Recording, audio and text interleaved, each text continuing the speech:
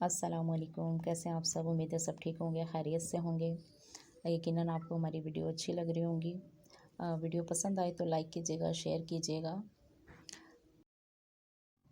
اور ہمارے چینل کو سبسکرائب کیجیے گا۔ شکریہ۔ بسم اللہ الرحمن الرحیم۔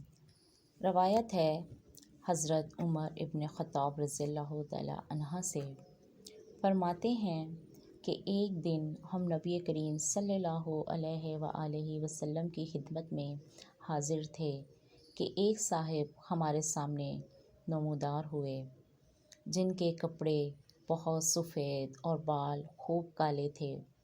ان پر آثار سفر ظاہر نہ تھے اور ہم سے کوئی بھی انہیں پہچانتا نہیں تھا، یہاں تک کہ حضور صلی اللہ علیہ وآلہ وسلم کے پاس بیٹھے اور اپنے گھٹنے حضور اکرم صلی اللہ علیہ وآلہ وسلم کے گھٹنوں شریف سے مس کر دیے اور اپنے ہاتھ اپنے زانوں پر رکھے اور عرض کیا، اے محمد صلی اللہ علیہ وآلہ وسلم، مجھے اسلام کے متعلق بتائیے۔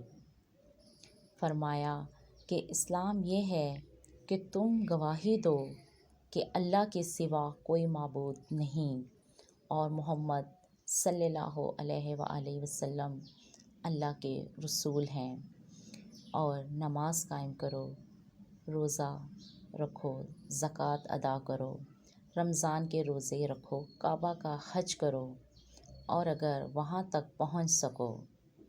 عرض کیا کہ سچ فرمایا۔ ہم کو ان پر تعجب ہوا کہ حضور سے پوچھتے بھی ہیں اور تصدیق بھی کرتے ہیں۔ عرض کیا کہ مجھے ایمان کے متعلق بتائیے۔ فرمایا کہ اللہ اور اس کے فرشتوں، کتابوں اور اس کے رسولوں اور آخری دن کو مانو اور اچھی بری تقدیر کو مانو۔ عرض کیا آپ سچے ہیں۔ عرض کیا مجھے احسان کے متعلق بتائیے۔ فرمایا اللہ کی عبادت ایسے کرو گویا اسے دیکھ رہے ہو، اگر یہ نہ ہو سکے تو خیال کرو کہ وہ تمہیں دیکھ رہا ہے۔ عرض کیا کہ قیامت کی خبر دیجیے۔ فرمایا جس سے پوچھ رہے ہو وہ قیامت کے بارے میں سائل سے زیادہ خبردار نہیں۔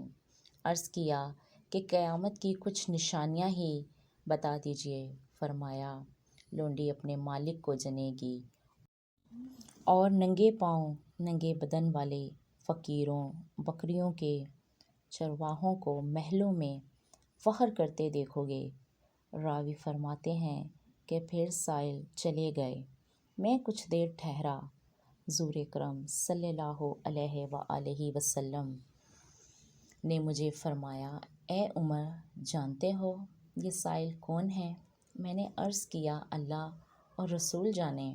فرمایا یہ حضرت جبرائیل علیہ السلام تمہیں تمہارا دین سکھانے آئے تھے۔